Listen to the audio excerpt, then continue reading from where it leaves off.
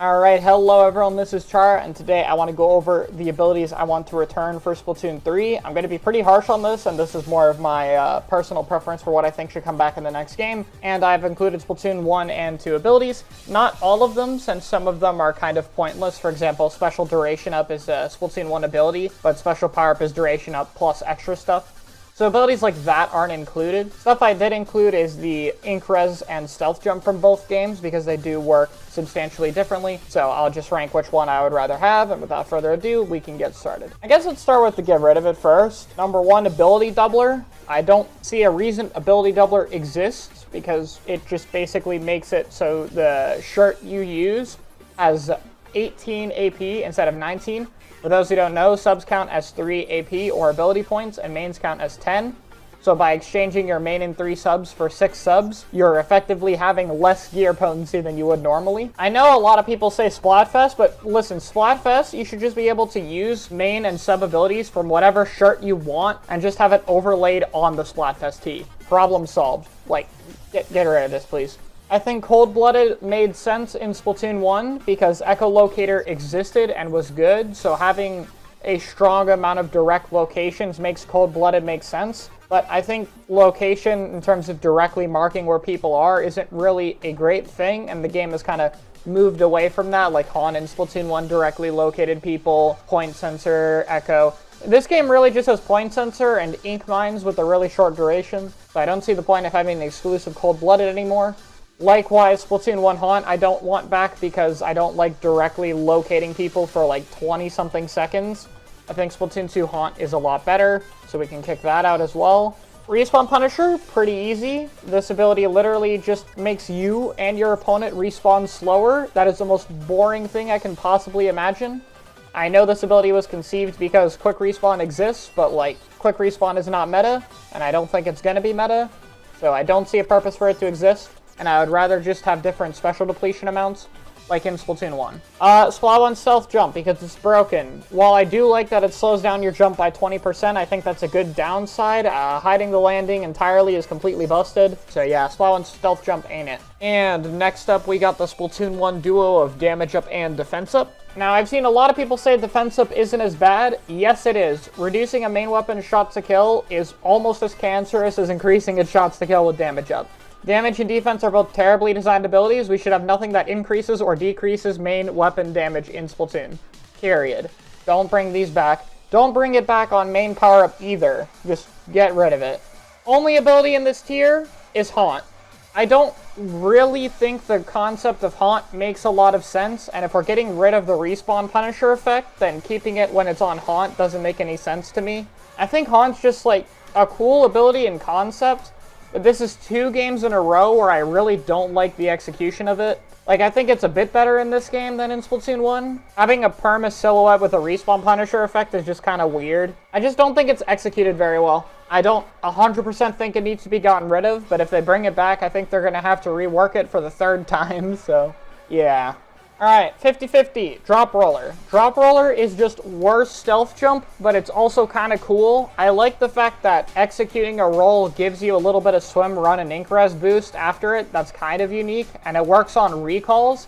And now that we know that the Zipcaster has a recall, that means it'll still have the same kind of utility as it does on inkjet weapons. So I don't think it's completely useless. That being said, I think Stealth Jump hard outclasses it. So I think if they're going to bring this back, they have to tone down Stealth Jump a bit. So I'm not opposed to it, but I'm not a huge fan. Splat 1 Ink Res will be the same thing. I prefer a stackable Ink Res, but I kind of like the idea of it being a main exclusive ability and being really strong. Like, Ink Res as a main ability is much stronger than Splatoon 2, like, 1 main of Ink Res. I think it's kind of interesting to have this as a main exclusive ability, but I'm not a huge fan of it either, so, toss up. I'm fine with it either way. Opening Gambit. I'm gonna be real, if Nintendo can't make this ability good, I would rather it be here. But it's a cool concept. I think if it's good, then it's a super unique ability and it's awesome. But right now it sucks. In Splatoon 1, it sucked. So if they don't want to make this ability good and leave it in the dust like they have for the past 2 games, then don't bring it. So I'm split on it. If they make it good, I'm fine with it. But if they're not going to make the ability anything other than hot garbage, then just please leave it behind so people stop using it.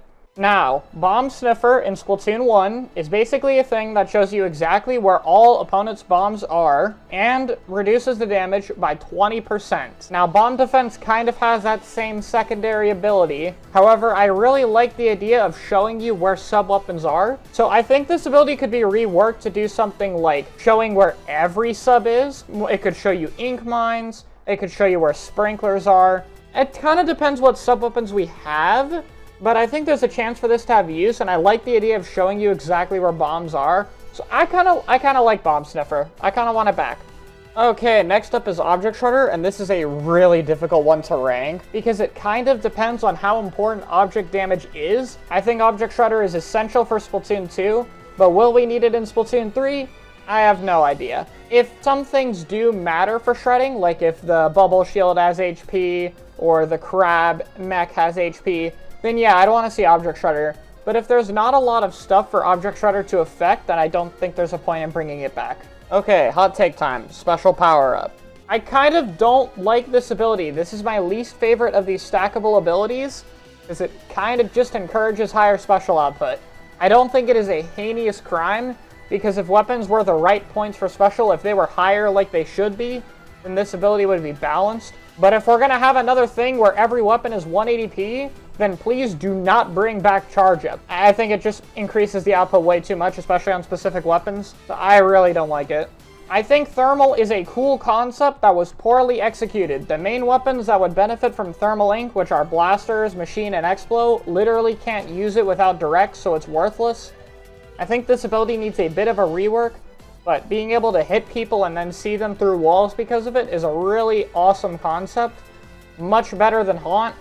So I think if they executed a bit better in Splat 3, I'd love to see the ability, but if not, it's one I'd like them to leave behind. So every ability at this point onward is good. So let's start with Special Saver, Special Power-Up, Sub Power-Up, and Main Power-Up. Sub Power-Up and Special Power-Up are fine. They're nice little enhancements. They're not always super useful, but they're not harmful. Special Saver is fine for super aggressive weapons, and I think it could potentially be very useful in 3 with how the aggressive specials look. I have done an entire video on Main Power-Up and why exactly it isn't a problem, so if you're interested, check it out. It's in the description.